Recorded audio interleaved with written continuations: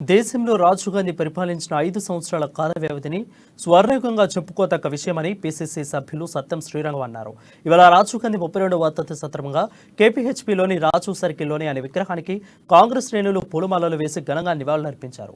ఈ సందర్భంగా వారు మాట్లాడుతూ దేశంలో పంచాయతీరాజ్ వ్యవస్థ సంస్కరణలు తీసుకొచ్చిన ఘనత రాజీవ్ గాంధీకి దక్కుతుందని అన్నారు. పల్లెలు బాగుంటేనే దేశం బాగుంటుందని నమ్మిన ఏకైక వ్యక్తి అని కొనియాడారు.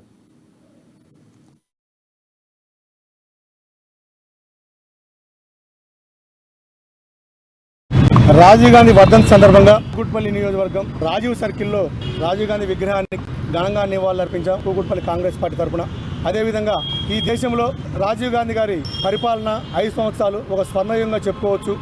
పూర్తి మెజార్టీ ప్రజాస్వామ్య చరిత్రలో భారతదేశంలో 400 సీట్లతో మెజార్టీలో ఉన్నప్పటికీ ఎలాంటి అవతవకలు పాల్పడకుండా ఈ భారతదేశాన్ని అభివృద్ధి పదంలో నడిపించిన గొప్ప దార్శనికుడు, గొప్ప నాయకుడు రాజీవ్ గాంధీ గారు. అదేవిధంగా కొంత మనం గమనిస్తే ఈరోజు సాంకేతిక విప్లవం, ఈ టెక్నాలజీ వాడుతున్నామంటే దీనికి ఆది పురుషుడు, దీనికి ముఖ్యంగా భారతదేశంలో పరిచయం చేసిన వ్యక్తి రాజీవ్ గాంధీ గారు. అదేవిధంగా గ్రామాలు పట్టుకొమ్మలు, గ్రామాల్లో స్వాతంత్రం వచ్చి ప్రజాస్వామ్యం అభివృద్ధి చెందినప్పుడే భారతదేశ ప్రజాస్వామ్యం గట్టిగా పటిష్టంగా ఉంటుందని ఒకే ఒక నమ్మకంతో 73వ అధికారం ద్వారా పంచాయతీరాజ్కి సంస్కరణలకు వచ్చి